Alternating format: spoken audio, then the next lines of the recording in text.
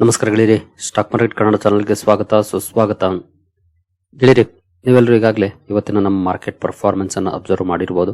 ಇವತ್ತು ಮತ್ತೊಮ್ಮೆ ನಮ್ಮ ಮಾರ್ಕೆಟ್ ಅಲ್ಲಿ ಒಂದಷ್ಟು ನೆಗೆಟಿವ್ ಇಂಪ್ಯಾಕ್ಟ್ ಆಯಿತು. ಅದರ ಹಿಂದಿನ ಕಾರಣ ಏನಿರಬಹುದು ಅನ್ನೋದನ್ನ ಈ ವಿಡಿಯೋದಲ್ಲಿ ತಿಳ್ಕೊಳ್ಳುವಂತ ಪ್ರಯತ್ನವನ್ನು ಮಾಡೋಣ. ಜೊತೆಗೆ ಹಲವು ಕಂಪನಿಗಳಿಗೆ ಸಂಬಂಧಪಟ್ಟಂತೆ ಬಂದಿರುವಂತಹ ಅಪ್ಡೇಟ್ ಗಳನ್ನು ಕೂಡ ತಿಳ್ಕೊಳ್ಳುವಂತ ಪ್ರಯತ್ನವನ್ನು ಮಾಡೋಣ. ಗೆಳೆಯರು, ಮೊದಲಿಗೆ ಡಿಸ್ಕ್ಲೇಮರ್ ಕೊಡ್ಲಿಕ್ಕೆ ಇಷ್ಟಪಡ್ತೀನಿ. ಇಲ್ಲಿ ಕವರ್ ಮಾಡ್ತಿರುವಂತ ಯಾವುದೇ ಸ್ಟಾಕ್ ಅನ್ನು ಕೂಡ ರೆಕಮೆಂಡ್ ಮಾಡ್ತಿಲ್ಲ. ನೀವು ಫರ್ದರ್ ಸ್ಟಡಿ ಮೆಡಿಟೇಷನ್ ತಗೊಳ್ಬಹುದು.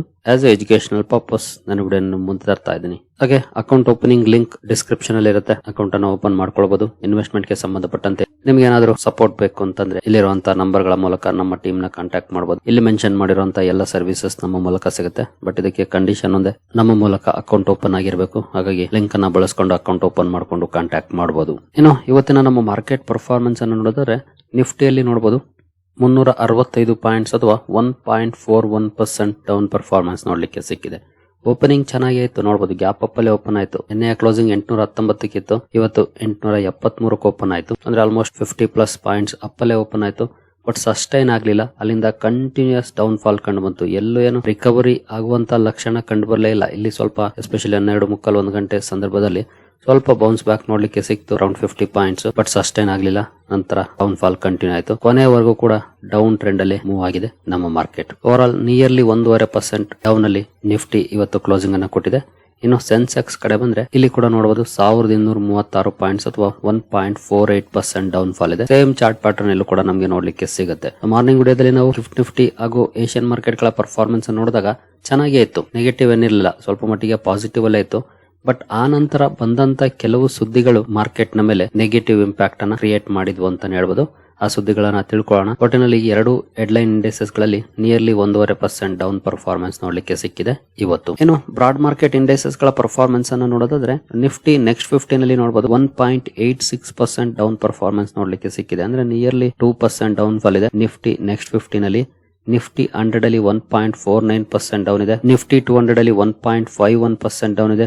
ನಿಫ್ಟಿ 500 ಅಲ್ಲಿ 1.47% ಡೌನ್ ಇದೆ. ಅಂದ್ರೆ 1.4 ಇಂದ 1.8% ವರೆಗೂ ಕೂಡ ಡೌನ್ ಪರ್ಫಾರ್ಮೆನ್ಸ್ ನೋಡ್ಲಿಕ್ಕೆ ಸಿಕ್ಕಿದೆ ಇವತ್ತು ನಿಫ್ಟಿ 50 ಇಂದ ನಿಫ್ಟಿ 500 ವರೆಗೂ. ಇನ್ನು ಮಿಡ್ ಕ್ಯಾಪ್ ಶೇರ್ ಗಳ ಕಡೆ ಬಂದ್ರೆ ಮಿಡ್ ಕ್ಯಾಪ್ 50 ಅಲ್ಲಿ ನೋಡಬಹುದು 1.63% ಡೌನ್ ಫಾಲ್ ಇದೆ. ಮಿಡ್ ಕ್ಯಾಪ್ 100 ಅಲ್ಲಿ 1.59% ಡೌನ್ ಇದೆ. ಮಿಡ್ ಕ್ಯಾಪ್ 150 ನಲ್ಲಿ 1.56% ಡೌನ್ ಇದೆ. ಒಟ್ಟಿನಲ್ಲಿ ಇಲ್ಲೂ ಕೂಡ ಮೋರ್ ದೆನ್ 1.5% ಡೌನ್ ಫಾಲ್ ನೋಡ್ಲಿಕ್ಕೆ ಸಿಕ್ಕಿದೆ.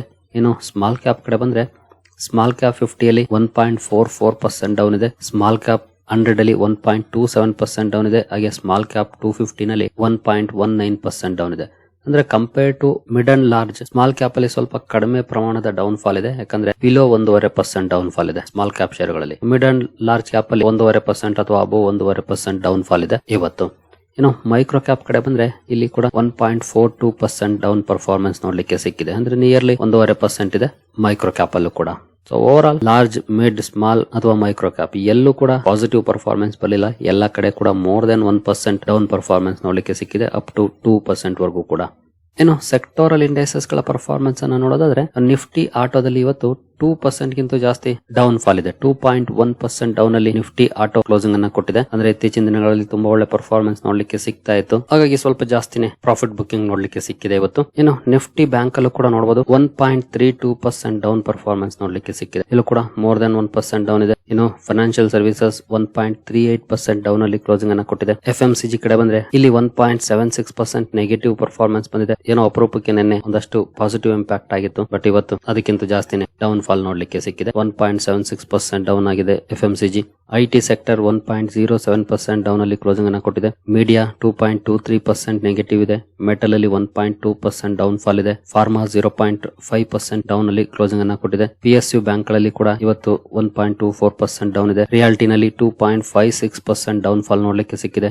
ಪ್ರೈವೇಟ್ ಬ್ಯಾಂಕ್ಸ್ ನಿಯರ್ಲಿ 1.5% ಡೌನ್ ಆಗಿದೆ. ಹೆಲ್ತ್ ಕೇರ್ 0.51% ಡೌನ್ ಅಲ್ಲಿ ಕ್ಲೋಸಿಂಗ್ ಅನ್ನ ಕೊಟ್ಟಿದೆ. ಕನ್ಸ್ಯೂಮರ್ ಡ್ಯೂರಬಲ್ಸ್ ನಿಯರ್ಲಿ 2% ಡೌನ್ ಇದೆ ಅಥವಾ 1.93% ಡೌನ್ ಅಲ್ಲಿ ಕ್ಲೋಸಿಂಗ್ ಅನ್ನ ಕೊಟ್ಟಿದೆ. ಆಯಿಲ್ ಅಂಡ್ ಗ್ಯಾಸ್ 1% ಡೌನ್ ಅಲ್ಲಿ ಕ್ಲೋಸಿಂಗ್ ಅನ್ನ ಕೊಟ್ಟಿದೆ. ಓವರ್ ಆಲ್ ಎಲ್ಲ ಕಡೆ except Nifty, pharma and health care, ಯಾಕಂದ್ರೆ ಅಲ್ಲಿ 0.5% ವರೆಗೂ ಡೌನ್ ಫಾಲ್ ಇದೆ. ಇನ್ನು ಉಳಿದ ಕಡೆ ಮೋರ್ ದೆನ್ 1% ಅಥವಾ ಅಬೌವ್ 2% ವರೆಗೂ ಕೂಡ ಡೌನ್ ಪರ್ಫಾರ್ಮೆನ್ಸ್ ನೋಡ್ಲಿಕ್ಕೆ ಸಿಕ್ಕಿದೆ. ಇವತ್ತು ಸ್ವಲ್ಪ ಜಾಸ್ತಿ ನೆಗೆಟಿವ್ ಇಂಪ್ಯಾಕ್ಟ್ ಆಗಿದ್ದು ಅಂದ್ರೆ ನಿಫ್ಟಿ ಆಟೋದಲ್ಲಿ, ಮೀಡಿಯಾದಲ್ಲಿ, ನಂತರ ರಿಯಾಲಿಟಿ ಸೆಕ್ಟರ್ ಹಾಗೆ ಕನ್ಸ್ಯೂಮರ್ ಡ್ಯೂರಬಲ್ಸ್ ಅಲ್ಲಿ ಇನ್ನು ಕಡಿಮೆ impact pharma and health care. ಬೇರೆ ಇಂಡೈಸಸ್ ಗಳಿಗೆ ಕಂಪೇರ್ ಮಾಡಿದ್ರೆ ಫಾರ್ಮಾ ಅಂಡ್ ಹೆಲ್ತ್ ಕೇರ್ ಅಲ್ಲಿ ಕಡಿಮೆ ಡೌನ್ ಪರ್ಫಾರ್ಮೆನ್ಸ್ ನೋಡ್ಲಿಕ್ಕೆ ಸಿಕ್ಕಿದೆ. ಒಟ್ಟಿನಲ್ಲಿ ಎಲ್ಲ ಕಡೆ ಬ್ಲಡ್ ಬಾತ್ ಇದೆ, ಎಲ್ಲೂ ಏನು ಪಾಸಿಟಿವ್ ಪರ್ಫಾರ್ಮೆನ್ಸ್ ಇಲ್ಲ. ಬಹುಶಃ ಎಲ್ಲರ ಪೋರ್ಟ್ಫೋಲಿಯೋಗಳು ಕೂಡ ಇವತ್ತು ನೆಗೆಟಿವ್ ಅಲ್ಲೇ ಪರ್ಫಾರ್ಮೆನ್ಸ್ ಅನ್ನ ಮಾಡಿರೋದು ಡೌಟೇ ಇಲ್ಲ. ನನ್ನ ಪೋರ್ಟ್ಫೋಲಿಯೋ ಕೂಡ 1.5% ಡೌನ್ ಆಗಿದೆ ಇವತ್ತು. ಮಾರ್ಕೆಟ್ ಪರ್ಫಾರ್ಮೆನ್ಸ್ ಹೇಗಿದೆ ಅಂದ್ರೆ 3-4 ದಿನ ಸ್ವಲ್ಪನೇ ಮೇಲೆ ಹೋಗುತ್ತೆ, 5ನೇ ದಿನ ಈ ರೀತಿಯಾಗಿ ದಬಾಕೊಳ್ತಿದೆ. ಇದೇ ನಾರ್ಮಲ್ ಆಗ್ಬಿಟ್ಟಿದೆ ಇತ್ತೀಚಿನ ದಿನಗಳಲ್ಲಿ ಮಾರ್ಕೆಟ್ ಪರ್ಫಾರ್ಮೆನ್ಸ್ ಅನ್ನ ನೋಡಿದ್ರೆ. ಒಟ್ಟಿನಲ್ಲಿ ಇವತ್ತು ನೆಗೆಟಿವ್ ಇಂಪ್ಯಾಕ್ಟ್ ಆಯ್ತು. ನಮ್ಮ ಮಾರ್ಕೆಟ್ ಅಂತೂ 1-2% ವರೆಗೂ ಕೂಡ ಡೌನ್ ಆಗಿದೆ. ಗ್ಲೋಬಲ್ ಮಾರ್ಕೆಟ್ ಗಳು ಯಾವ ರೀತಿ ಪರ್ಫಾರ್ಮ್ ಮಾಡ್ತಿದ್ದಾವೆ ನೋಡಬಹುದು. ಯುರೋಪಿಯನ್ ಮಾರ್ಕೆಟ್ ಗಳಲ್ಲೂ ಕೂಡ ಎಲ್ಲೂ ಏನು ಪಾಸಿಟಿವ್ ಪರ್ಫಾರ್ಮೆನ್ಸ್ ಇಲ್ಲ, ಅಲ್ಲೂ ಕೂಡ ಡೌನ್ ಪರ್ಫಾರ್ಮೆನ್ಸ್ ಬರ್ತಾ ಇದೆ. ಮಧ್ಯೆ ಅಲ್ಲೇ ಕೆಲವು ಮಾರ್ಕೆಟ್ ಗಳು ಸ್ವಲ್ಪ ಪಾಸಿಟಿವ್ ಇದಾವೆ, ಗ್ರೀನ್ ಅಲ್ಲಿ ಟ್ರೇಡ್ ಆಗ್ತವೆ. ಅದರಲ್ಲೂ ಏನು ದೊಡ್ಡ ಮಟ್ಟದ ಪಾಸಿಟಿವ್ ಪರ್ಫಾರ್ಮೆನ್ಸ್ ಅಲ್ಲ, 0.08%, 0.2% ಈ ರೀತಿ ಇದೆ. ಹಾಗೆ ಏಷ್ಯನ್ ಮಾರ್ಕೆಟ್ ಗಳ ಕಡೆ ಬಂದ್ರೆ ಏಷ್ಯನ್ ಮಾರ್ಕೆಟ್ಸ್ ಅಲ್ಲಿ ಇವತ್ತು ಕೂಡ ಹಲವು ಮಾರ್ಕೆಟ್ ಗಳು ಕ್ಲೋಸಿಂಗ್ ಇದಾವೆ. ಇದೆಲ್ಲ ಇವತ್ತಿನ ಪರ್ಫಾರ್ಮೆನ್ಸ್ ಅಲ್ಲ. ಏಷ್ಯನ್ ಮಾರ್ಕೆಟ್ಸ್ ಅಲ್ಲಿ ಏನಂತ ಒಳ್ಳೆ ಪರ್ಫಾರ್ಮೆನ್ಸ್ ಇಲ್ಲ, ಅಲ್ಲೂ ಕೂಡ ಡೌನ್ ಪರ್ಫಾರ್ಮೆನ್ಸ್ ಇದೆ. ಓವರ್ ಆಲ್ ಗ್ಲೋಬಲ್ ಕ್ಯೂಸ್ ಕೂಡ ಇವತ್ತು ಚೆನ್ನಾಗೇನಿಲ್ಲ, ನೆಗೆಟಿವ್ ಇದ್ದಾವೆ. ಇನ್ನು ಮಾರ್ಕೆಟ್ ನ ಈ ರೀತಿಯ ನೆಗೆಟಿವ್ ಪರ್ಫಾರ್ಮೆನ್ಸ್ ಗೆ ಏನಾದ್ರೂ ಸ್ಪೆಷಲ್ ಕಾರಣ ಇದೆಯಾ ಅಂತ ನೋಡೋದಾದ್ರೆ ಖಂಡಿತ ಒಂದು ಕಾರಣ ಇದೆ. ಅದು ನೋಡಬಹುದು, US Iran war fierce among 5 key triggers behind Sensex 1400 point intraday crash. Major ಕಾರಣ ಅಂತಂದ್ರೆ ಅಮೆರಿಕ ಹಾಗೂ ಇರಾನ್ ನಡುವಿನ ಯುದ್ಧ ಭೀತಿ. ಇನ್ನು ಸಣ್ಣ ಪುಟ್ಟ ಕಾರಣಗಳಿದಾವೆ, ಪ್ರಾಫಿಟ್ ಬುಕಿಂಗ್ ಆಗ್ಬಹುದು, ವಿಕ್ಸ್ ರೈಸ್ ಆಗಿದ್ದಾಗಬಹುದು. ಹೀಗೆ ಲಿಸ್ಟ್ ಔಟ್ ಮಾಡ್ತಾ ಹೋದ್ರೆ ಸುಮಾರು ಕಾರಣಗಳು ಸಿಗ್ತವೆ. ಬಟ್ ಒಂದೇ ಒಂದು ಮೇಜರ್ ಕಾರಣ ಅಂತಂದ್ರೆ US ಹಾಗೂ ಇರಾನ್ ನಡುವಿನ ಯುದ್ಧದ ಸಂಭವನೀಯತೆ ಜಾಸ್ತಿ ಆಗ್ತಾ ಇರೋದು. ಇದಕ್ಕೆ ಸಂಬಂಧಪಟ್ಟಂತೆ ಒಂದು ಸುದ್ದಿ ಬಂತು ನೋಡಬಹುದು.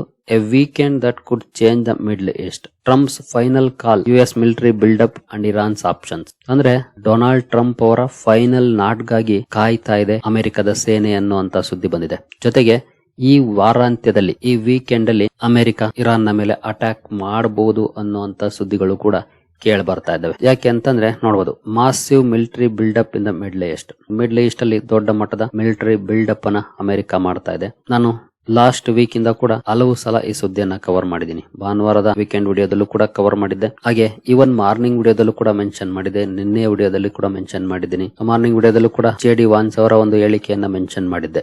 ಈ ಒಂದು ಟ್ರಿಗರ್ ಖಂಡಿತ ಮಾರ್ಕೆಟ್ ನ ಮೇಲೆ ನೆಗೆಟಿವ್ ಇಂಪ್ಯಾಕ್ಟ್ ಮಾಡಬಹುದು ಅಂತ ಫೈನಲಿ ಆ ಒಂದು ಸುದ್ದಿ ಬಂತು. ಬಟ್ ಇನ್ನೂ ಅಟ್ಯಾಕ್ ಆಗಿಲ್ಲ, ಬಟ್ ಅಟ್ಯಾಕ್ ಆಗಬಹುದು ಅನ್ನುವಂತ ಸುದ್ದಿಗಳು ಮಾರ್ಕೆಟ್ ನ ಮೇಲೆ ನೆಗೆಟಿವ್ ಇಂಪ್ಯಾಕ್ಟ್ ಅನ್ನ ಕ್ರಿಯೇಟ್ ಮಾಡಿದ್ದಾವೆ. ಹಾಗಾದ್ರೆ ಯಾಕೆ ಇನ್ ಕೇಸ್ ಈ ಯುದ್ಧ ಆದ್ರೆ ಮಾರ್ಕೆಟ್ ನ ಮೇಲೆ ನೆಗೆಟಿವ್ ಇಂಪ್ಯಾಕ್ಟ್ ಆಗುತ್ತೆ ಅಂದ್ರೆ, ಮಿಡ್ಲ್ ಈಸ್ಟ್ ಯುದ್ಧಗ್ರಸ್ತ ಆಗುತ್ತೆ ಮೊದಲನೇದು.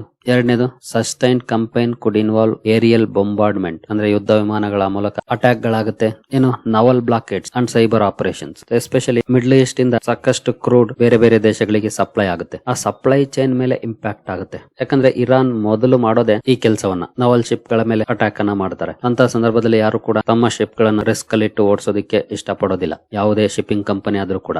ಜೊತೆಗೆ ಇರಾನ್ ಕೂಡ ಸನ್ನದ್ಧವಾಗಿ ನಿಂತಿದೆ. ಒನ್ಸ್ ಇಲ್ಲಿ ಯುದ್ಧ ಶುರುವಾದ್ರೆ ಎಷ್ಟು ದಿನ ತಗೊಳುತ್ತೋ ಗೊತ್ತಿಲ್ಲ ಅಂತ್ಯ ಆಗ್ಲಿಕ್ಕೆ. ಯುದ್ಧ ಶುರು ಮಾಡೋದು ಈಸಿ. ನಾವು ನೋಡ್ತಿದೀವಲ್ಲ ರಷ್ಯಾ ಯುಕ್ರೇನ್ ವಾರ್ ಅನ್ನ 2022 ಜನವರಿಯಲ್ಲಿ ಶುರುವಾಗಿದ್ದು ಇನ್ನೂ ನಡೀತಾನೆ ಇದೆ. ಇಲ್ಲಿ ಅಷ್ಟು ದಿನ ನಡೆಯುತ್ತೋ ಇಲ್ವೋ ಗೊತ್ತಿಲ್ಲ, ಆದ್ರೆ ಸಾಕಷ್ಟು ನೆಗೆಟಿವ್ ಇಂಪ್ಯಾಕ್ಟ್ ಅಂತೂ ಆಗುವಂತ ಚಾನ್ಸಸ್ ಇರುತ್ತೆ ಮಿಡ್ಲ್ ಈಸ್ಟ್ ಅಲ್ಲಿ ಅನ್ರೆಸ್ಟ್ ಇದ್ರೆ. ಇದು ಮಾರ್ಕೆಟ್ ಅನ್ನ ಇವತ್ತು ಈ ರೀತಿ ನೆಗೆಟಿವ್ ಮೂಡ್ ಗೆ ತಳ್ಳಿದೆ ಅಂತಾನೆ ಹೇಳ್ಬೋದು. ಜೊತೆಗೆ ಇನ್ನು ಕೆಲವು ಸುದ್ದಿಗಳು ಬಂದಿದೆ ನೋಡಬಹುದು. US to attack Iran this weekend, report says awaiting Trump's nod. ಇದ್ರ ಜೊತೆಗೆ ಸಿರಿಯಾದಿಂದ ಟ್ರೂಪ್ಸ್ ನ ವಿಡ್ರಾ ಮಾಡ್ತಿರೋ ಬಗ್ಗೆ ಸುದ್ದಿಗಳು ಬಂದಿದೆ. ಯಾಕಂದ್ರೆ ಅವುಗಳನ್ನ ಇರಾನ್ಗೆ ಶಿಫ್ಟ್ ಮಾಡ್ತಿದ್ದಾರೆ.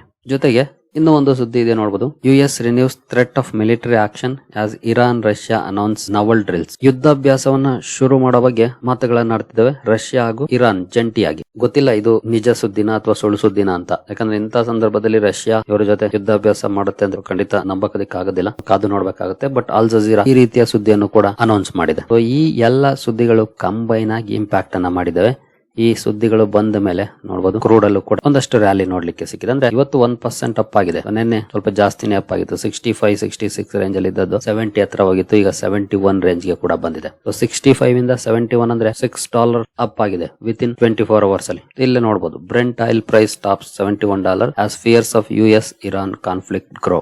ಈ ರೀತಿಯಾಗಿ ಕ್ರೂಡ್ ಅಲ್ಲಿ ರ್ಯಾಲಿ ಬಂದ್ರೆ ಅದು ಇನ್ಫ್ಲೇಷನ್ ಅನ್ನ ಜಾಸ್ತಿ ಮಾಡುತ್ತೆ. ಎಸ್ಪೆಷಲಿ ಭಾರತದಂತ ದೇಶಗಳಿಗೆ ಅದು ನೆಗೆಟಿವ್ ಇಂಪ್ಯಾಕ್ಟ್. ಯಾಕೆ ಅಂತಂದ್ರೆ ನಾವು ಜಾಸ್ತಿ ಕ್ರೂಡ್ ಅನ್ನ ಇಂಪೋರ್ಟ್ ಮಾಡ್ಕೊಳ್ಳೋದ್ರಿಂದ. ಸೊ ಕ್ರೂಡ್ ಅಲ್ಲಿ ರ್ಯಾಲಿ ಬರ್ಲಿಕ್ಕೆ ಕಾರಣ US ಇರಾನ್ ಟೆನ್ಷನ್ಸ್. ಕೇಂದ್ರ ಬಿಂದು ಅದೇ, ಇವೆಲ್ಲ ಸಪೋರ್ಟಿಂಗ್ ನ್ಯೂಸ್ ಗಳಷ್ಟೇ. ಸೊ ನೋಡೋಣ ಈ ವೀಕೆಂಡ್ ಅಲ್ಲಿ ನಮ್ಮ ಸುಂಕಪ್ಪ ಏನ್ ಡಿಸಿಷನ್ ತಗೊಳ್ತಾರೆ ಅಂತ. ಅದ್ರ ಮಧ್ಯೆ ಏನಾದ್ರು ಮಾತುಕತೆಗಳಿಗೆ ಒಪ್ಪುತ್ತಾ ಇರಾನ್, ಅದನ್ನು ಕೂಡ ಕಾದು ನೋಡ್ಬೇಕಾಗಿದೆ. ಇನ್ ಕೇಸ್ ಏನಾದ್ರೂ ಮಾತುಕತೆಗಳಿಗೆ ಒಪ್ಪಿದ್ರೆ ಮೇ ಬಿ ಈ ಟೆನ್ಷನ್ ಕಡಿಮೆ ಆಗಬಹುದೇನೋ. ಬಟ್ ಸದ್ಯದ ಮಟ್ಟಿಗೆ ಅಂತ ಪ್ರಾಬಬಿಲಿಟಿ ಕಡಿಮೆ ಕಂಡು ಬರ್ತಾ ಇದೆ. So let's hope for the best. ಇನ್ನು ಬೇರೆ ಸುದ್ದಿಗಳ ಕಡೆ ಬಂದ್ರೆ ಕೊಚ್ಚಿನ್ ಶಿಪ್ ಯಾರ್ಡ್ ಇವತ್ತು ಫೋಕಸ್ ಅಲ್ಲಿತ್ತು. ಮಾರ್ನಿಂಗ್ ವಿಡಿಯೋದಲ್ಲಿ ಒಂದು ಸುದ್ದಿಯನ್ನ ನೋಡಿದ್ವಿ. 2,000 ಕೋಟಿ ಮೊತ್ತದ ಒಪ್ಪಂದವನ್ನ ಮಾಡ್ಕೊಂಡಿತ್ತು ಫ್ರಾನ್ಸ್ ನ ಕಂಪನಿಯ ಜೊತೆ. ಬಟ್ ಇದೇನು ಪಾಸಿಟಿವ್ ಇಂಪ್ಯಾಕ್ಟ್ ಅನ್ನ ಮಾಡಲಿಲ್ಲ. ಸ್ವಲ್ಪ ನೆಗೆಟಿವ್ ಅಲ್ಲೇ ಸ್ಟಾಕ್ ಇವತ್ತು ಕ್ಲೋಸಿಂಗ್ ಅನ್ನ ಕೊಟ್ಟಿದೆ. ನಂತರ BL ಕಶ್ಯಪ್ ಅಂಡ್ ಸನ್ಸ್ 300 ಕೋಟಿ ಆರ್ಡರ್ ಸಿಕ್ಕಿರೋ ಬಗ್ಗೆ ಮಾರ್ನಿಂಗ್ ವಿಡಿಯೋದಲ್ಲಿ ಸುದ್ದಿಯನ್ನ ನೋಡಿದ್ವಿ. ಇಲ್ಲಿ ಸ್ಲೈಟ್ಲಿ ಪಾಸಿಟಿವ್ ಅಲ್ಲಿ ಪರ್ಫಾರ್ಮೆನ್ಸ್ ನೋಡ್ಲಿಕ್ಕೆ ಸಿಕ್ಕಿದೆ. ನೆಗೆಟಿವ್ ಆಗ್ಲಿಲ್ಲ, ಸ್ಲೈಟ್ಲಿ ಪಾಸಿಟಿವ್ ಅಲ್ಲಿ ಪರ್ಫಾರ್ಮೆನ್ಸ್ ಬಂದಿದೆ. ಇನ್ನು MCX ಕೂಡ ಫೋಕಸ್ ಅಲ್ಲಿತ್ತು. ಕಾರಣ ಕಂಪನಿ ಓಪನ್ AI ಜೊತೆ ಒಪ್ಪಂದವನ್ನ ಮಾಡ್ಕೊಂಡಿದೆ. AI ಇನ್ಫ್ರಾಗೆ ಸಂಬಂಧಪಟ್ಟಂತೆ ಒಪ್ಪಂದವನ್ನ ಮಾಡ್ಕೊಂಡಿದೆ. ಈ ಒಪ್ಪಂದದ ಕಾರಣಕ್ಕೆ ಸ್ಟಾಕ್ ಫೋಕಸ್ ಅಲ್ಲಿತ್ತು. ಸ್ಟಾಕ್ ಅಲ್ಲಿ ನಿಯರ್ಲಿ 1% ಪಾಸಿಟಿವ್ ಪರ್ಫಾರ್ಮೆನ್ಸ್ ನೋಡ್ಲಿಕ್ಕೆ ಸಿಕ್ಕಿದೆ ಇವತ್ತು. ನಂತರ ಅಕ್ಮೆ ಸೋಲಾರ್ ಹೋಲ್ಡಿಂಗ್ಸ್ ಕೂಡ ಸುದ್ದಿಲಿತ್ತು. ಕಾರಣ company 190 megawatt power purchase agreement ಅನ್ನ ಮಾಡ್ಕೊಂಡಿದೆ. ಈ ಸುದ್ದಿ ಕಾರಣಕ್ಕೆ ಸ್ಟಾಕ್ ಫೋಕಸ್ ಅಲ್ಲಿತ್ತು. ಬಟ್ ಸ್ಟಾಕ್ ಅಲ್ಲಿ 0.4% ಡೌನ್ ಫಾಲ್ ನೋಡ್ಲಿಕ್ಕೆ ಸಿಕ್ಕಿದೆ. ನಂತರ RPP ಇನ್ಫ್ರಾ ಪ್ರಾಜೆಕ್ಟ್ಸ್ ಕೂಡ ಸುದ್ದಿಲಿತ್ತು. ಇದರ ಬಗ್ಗೆ ಒಂದು ಅಪ್ಡೇಟ್ ಅನ್ನ ನಮ್ಮ ವಾಟ್ಸ್ಆಪ್ ಚಾನಲ್ ಅಲ್ಲಿ ಕೊಟ್ಟಿದೆ. ಕಂಪನಿಗೆ 52 ಕೋಟಿ ಆರ್ಡರ್ ಸಿಕ್ಕಿರೋ ಬಗ್ಗೆ. ಬಟ್ ಇಲ್ಲೂ ಏನು ಪಾಸಿಟಿವ್ ಇಂಪ್ಯಾಕ್ಟ್ ಆಗಲಿಲ್ಲ. 1% ಡೌನ್ ಅಲ್ಲಿ ಕ್ಲೋಸಿಂಗ್ ಕಂಡು ಬಂದಿದೆ. ಇನ್ನು ಸ್ಪೈಸ್ ಜೆಟ್ ಕೂಡ ಫೋಕಸ್ ಅಲ್ಲಿತ್ತು. ಇವತ್ತು ಸ್ಟಾಕ್ ಅಲ್ಲಿ 0.7% ಡೌನ್ ಫಾಲ್ ಇದೆ. ಎಸ್ಪೆಷಲಿ ಬಾಂಗ್ಲಾದೇಶದಿಂದ ಒಂದು ಸುದ್ದಿ ಬಂದಿದೆ. ಬಾಂಗ್ಲಾದೇಶ ಸ್ಪೈಸ್ ಜೆಟ್ ನ ಹಾರಾಟವನ್ನ ಬಾಂಗ್ಲಾದ ಏರ್ ಸ್ಪೇಸ್ ಅಲ್ಲಿ ನಿಷೇಧ ಮಾಡಿದೆ. ಇವರು ಕೆಲವು ಡ್ಯೂಸ್ ಅನ್ನ ಪೇ ಮಾಡಿಲ್ಲ ಅನ್ನೋ ಕಾರಣವನ್ನು ಕೊಟ್ಟು ಏರ್ ಸ್ಪೇಸ್ ಬಳಸೋದಕ್ಕೆ ನಿಷೇಧವನ್ನು ಹೇರಿದೆ. ಈ ಸುದ್ದಿ ಕಾರಣಕ್ಕೆ ಈ ಸ್ಟಾಕ್ ಕೂಡ ಫೋಕಸ್ ಅಲ್ಲಿತ್ತು. ಸ್ಟಾಕ್ ಅಲ್ಲಿ ಸ್ವಲ್ಪ ಡೌನ್ ಫಾಲ್ ನೋಡ್ಲಿಕ್ಕೆ ಸಿಕ್ಕಿದೆ. ಸರಿಗಳಿರಿ. ಹಾಗೆ ನಿಮ್ಮಲ್ಲಿ ಯಾರಿಗಾದ್ರೂ ಸ್ಟಾಕ್ ಮಾರ್ಕೆಟ್ ಬಗ್ಗೆ ಕಲಿಯುವಂತ ಆಸಕ್ತಿ ಇದ್ರೆ ನಮ್ಮ ತರಬೇತಿ ಕಾರ್ಯಕ್ರಮ ಇದೆ, ಸೇರ್ಕೊಳ್ಬಹುದು. 6 ತಿಂಗಳ ಕಾರ್ಯಕ್ರಮ ಆಗಿರುತ್ತೆ. ಇಲ್ಲಿ ಯಾವುದೇ ರೀತಿಯ ಸ್ಟಾಕ್ ರೆಕಮೆಂಡೇಶನ್ ಸಿಗೋದಿಲ್ಲ. ಆದ್ರೆ ಒಂದು ಒಳ್ಳೆ ಕಂಪನಿಯನ್ನ ಹೇಗೆ ಆಯ್ಕೆ ಮಾಡಬೇಕು ಅನ್ನೋದ್ರ ಬಗ್ಗೆ ಫಂಡಮೆಂಟಲ್ ಅನಾಲಿಸಿಸ್ ಆಗ್ಬಹುದು, ಟೆಕ್ನಿಕಲ್ ಅನಾಲಿಸಿಸ್ ಆಗ್ಬಹುದು. ಹಾಗೆ ಟೆಕ್ನಿಕಲ್ ಅಂಡ್ ಫಂಡಮೆಂಟಲ್ ಎರಡನ್ನು ಇಂಟಿಗ್ರೇಟ್ ಮಾಡಿ ಎಂಟ್ರಿ ಎಕ್ಸಿಟ್ಸ್ ಅನ್ನ ಫೈಂಡ್ ಮಾಡೋ ಬಗ್ಗೆ ಈ ರೀತಿಯ ಹಲವು ಮಾಹಿತಿಯನ್ನ ಕಲಿಯುವಂತ ಅವಕಾಶ ಇರುತ್ತೆ. ಇಂಟ್ರೆಸ್ಟ್ ಇರೋರು ಇಮೇಲ್ ಮೂಲಕ ಸಂಪರ್ಕ ಮಾಡಬಹುದು. ನಾನೀಗಾಗಲೇ ಹಿಂದಿನ ವಿಡಿಯೋಗಳಲ್ಲಿ ಹೇಳಿರೋ ಹಾಗೆ ಸ್ಟಾಕ್ ಮಾರ್ಕೆಟ್ ಜರ್ನಿಯಲ್ಲಿ ಲೈಫ್ ಲಾಂಗ್ ಉಪಯೋಗಕ್ಕೆ ಬರುವಂತ ವಿಷಯವನ್ನ ಈ ತರಬೇತಿ ಕಾರ್ಯಕ್ರಮದ ಮೂಲಕ ತಿಳ್ಕೊಳ್ಬಹುದಾಗಿರುತ್ತೆ. ಸರಿಗಳಿರಿ. ಈ ವಿಡಿಯೋ ನಿಮಗೆ ಇಷ್ಟ ಆಗಿದೆ ಅನ್ಕೊಳ್ತೀನಿ. ಹಾಗೆ ಡಿಸ್ಕ್ರಿಪ್ಷನ್ ಅಲ್ಲಿ ಅಕೌಂಟ್ ಓಪನಿಂಗ್ ಲಿಂಕ್ ಇದೆ. ಅಕೌಂಟ್ ಅನ್ನು ಓಪನ್ ಮಾಡ್ಕೊಳ್ಬಹುದು. ಮುಂದಿನ ವಿಡಿಯೋದಲ್ಲಿ ಸಿಗೋಣ. ಅಲ್ಲಿವರೆಗೂ ಜೈ ಹಿಂದ್, ಜೈ ಕರ್ನಾಟಕ.